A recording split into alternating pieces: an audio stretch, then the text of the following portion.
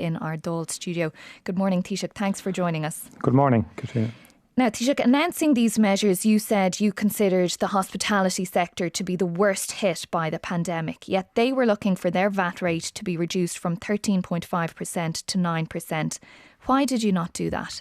Well, there was a comprehensive set of measures there for the tourism industry and for business in general, specifically the Restart Grant, the commercial rates relief, the tax relief in terms of losses this year to be set against profits last year, both on corporation tax and on income tax, and also specific measures for the tourism and hospitality sector in relation to the Stay and Spend initiative, which will be more concentrated and will trigger the spending by consumers of money on food and accommodation in the difficult months from the autumn onwards, which I think is a more concentrated and focused prioritisation of the sector, which I think will yield results.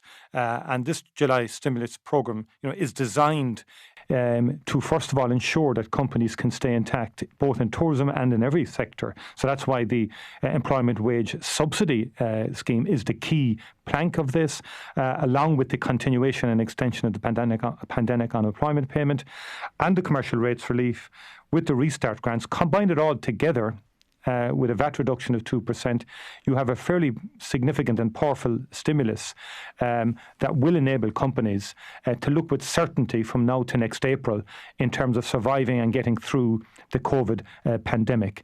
We do have a budget in October. We will review the situation then again because this is an ongoing situation and the government is ever alert to the need to protect jobs in our economy, but also to enable the survival of companies so that they will have the capacity to reboot and develop once we get over this particular crisis. So are you saying you might look again at the VAT rate in the October budget? No, I'm just giving you the overall general approach of government in terms of both the stimulus package. We then prepare a more medium-term economic plan, and we have the budget. All right. Now, you mentioned there the Stay and Spend incentive. Let's look at that for a moment.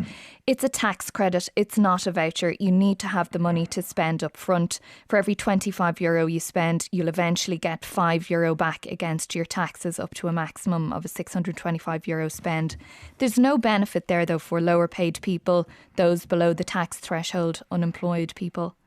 Well, it applies both to tax and to the USC. The primary purpose of that is to support the industry and to support the sector there and to trigger the spend, because we do note in the economy right now that there has been significant accumulation of savings, and we want to get some of that savings back into the economy to protect jobs and to create jobs, particularly in the hospitality sector. And we needed to do it quickly, and the most effective systems-wide way to do it is through the taxation method, and that is why that has been adopted, so that we can have a quick injection of spend into the hospitality and tourism sector. Remember, this is 3 weeks after the government has been formed, and we've managed to put together the largest ever cash injection into the Irish economy in its history.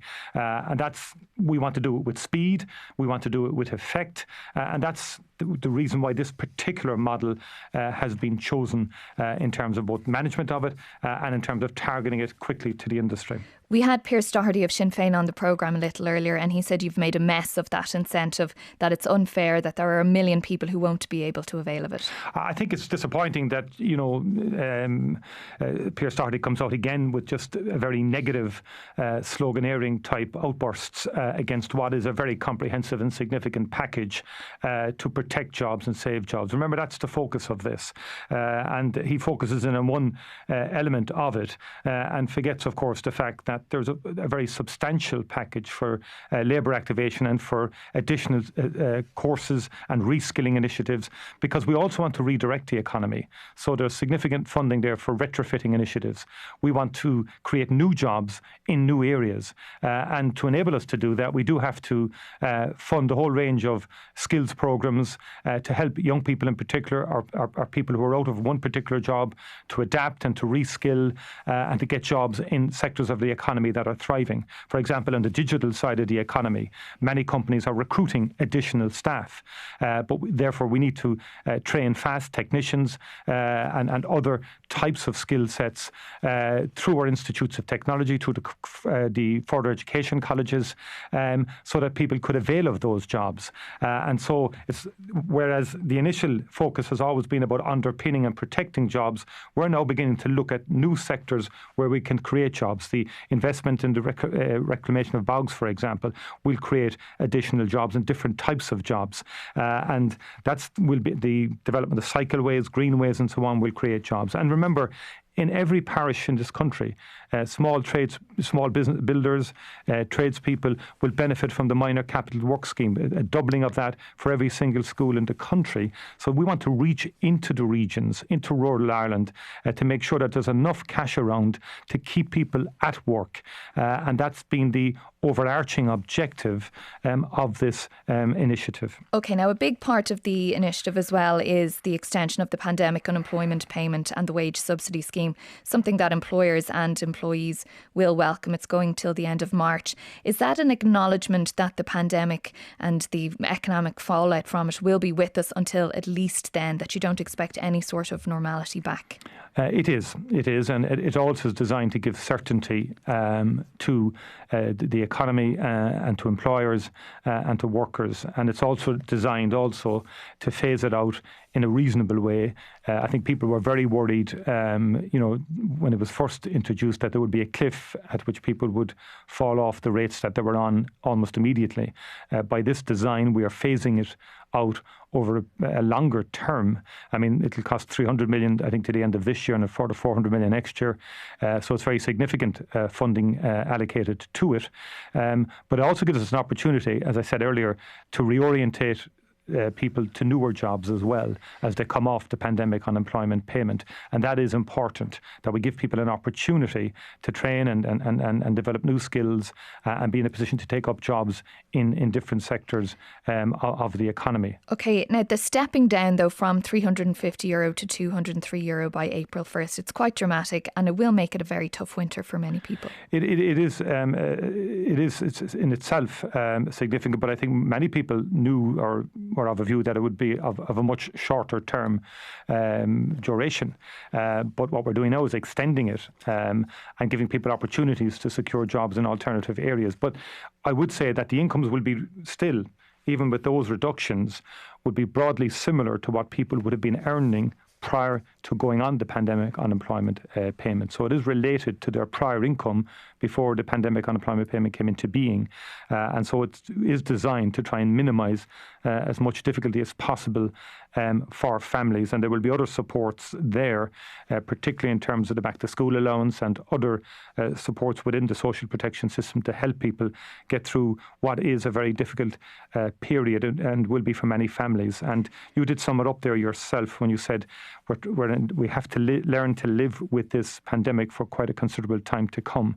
And that's the balance that government is seeking to achieve in terms of reopening the economy and society whilst keeping the prevalence of the virus down. But what if this plan doesn't work? This plan will work, and it's designed, we brought it in immediately after the formation of government within 3 weeks, as opposed to waiting until the budget, with a view to giving that cash injection. But government will continue to oversee this. We have a budget coming up, and then the economic plan that we are developing. So we're not standing still in terms of this. This isn't the end of the story in terms of the Irish economy and COVID-19. OK, now you've brought it in quickly, as you said, just a couple of weeks after government formation. But how quickly will businesses actually be able to get their hands on this cash injection? They're crying out for cash flow. Very quickly. What's very quickly? Weeks, months, before the end of the year? The wage employment subsidies immediately, and that will work in tandem with the outgoing temporary wage subsidy scheme. The pandemic unemployment payment will continue as well. But the various grants you're talking about. The commercial rates relief, for example, that's a huge, by the way, that's a huge, significant benefit. It'll now be of 6 months. Those who weren't in a position to avail of it originally will now. That's over 600 million, and that will be released quickly to the local authorities, and will have an immediate impact because people will simply not have to pay. So I think all of those measures, and particularly the tax relief measures as well, when you combine all of those, I think it gives businesses more than a fighting chance to say, look, we now know where we are going out to next April. We have a fighting chance of keeping our businesses intact and getting through COVID-19.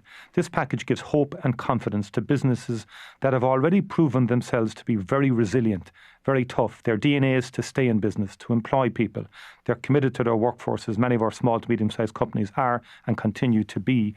This package gives them hope, confidence and a degree of certainty as to what the outlook is in terms of government supports from now until next April. And we will build on that, and we will work to make sure that we keep the essential fabric of the Irish enterprise economy intact over the coming months. OK, now getting people back to work, keeping people in jobs, a big part of that is what do they do with their children. And we'll talk about reopening schools in a moment. You've mentioned a €75 million fund for minor works for primary and secondary schools. But is there anything in there for childcare providers? They'll obviously benefit from the wage subsidy scheme and so on, but they were looking for a continuation of their reopening grants. Are you doing anything for them there? They will benefit from the full range of measures, which are not, as I said earlier, insignificant.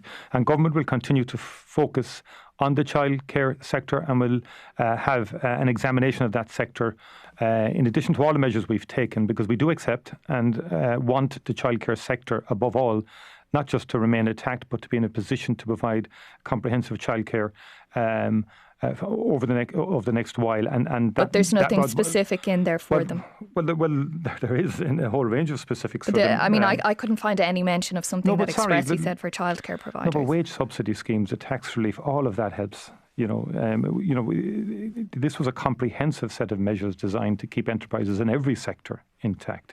But over and above that, we will be specifically looking at the childcare sector with a view to ensuring viability over the coming while, and also, ensuring that it's affordable for parents, which is a key part of the equation as well.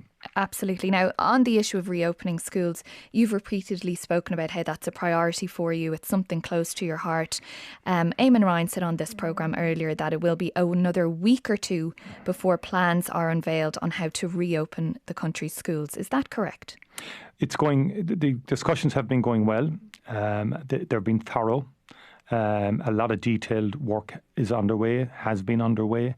I'll be getting an update later today myself from the Minister and the Department. There's a government-wide and a keen commitment within the education community as well to open our schools safely and to get our children back into the schools. I've repeatedly said the priority is the child in the classroom, the development of the child. We don't want to limit the life chances of children by keeping them out of school for too long. That's why I'm very passionate as a former teacher, a former Minister for Education, to enable this to happen. The Minister, Norma Foley, has been working with our department officials and crucially with all of the stakeholders in education to make sure that this happens. And separate from the grant scheme, of course, there would be a significant package of supports to enable schools to reopen. So we will be in a position, hopefully next week, to announce comprehensively the measures that designed to enable our schools to reopen. Next week is almost August. As you say, you're a former teacher. Is that good enough to leave it that close to getting our schools open, to still not have a plan? I think it will be, to me, a very significant milestone in our dealing with COVID-19 to have our schools open. I don't think anyone disagrees with that. But you know, as a teacher yourself, as a former Minister for Education, how long it takes to get schools up and running. Teachers don't just go in there the day before the students do. They need to know what is happening. They need to know how to lay out their classrooms. They need to know how they're going to pay for cleaners, hand sanitisers, substitute teachers and so on. But all that work is underway. That's the point I'm making. It's underway. It's not completed, Taoiseach. No, what I didn't want was a drip feed of information, people saying one thing one week and another thing the second week. It's better off to do a comprehensive announcement, and it will be well in time, and the stakeholders realise and know what's being planned because they've been working with the department in relation to all of those issues that you have identified. I think we're in a relatively good space right now in terms of preparations. There are challenges. We want to do it safely, but above all, we want to do it to ensure the education and development of our children. And that's the priority. And that's something we've been very focused on. And I particularly as Taoiseach have been focused on since this government was formed, along with the Taoiseach and with Minister Eamon Ryan. And that is with the Minister Norma Foley, who has been working with the partners. And they've put together a comprehensive plan in relation to this. OK, and we'll await that announcement next week then, as you say. Now, just moving on, we saw this week the unveiling of the Green List.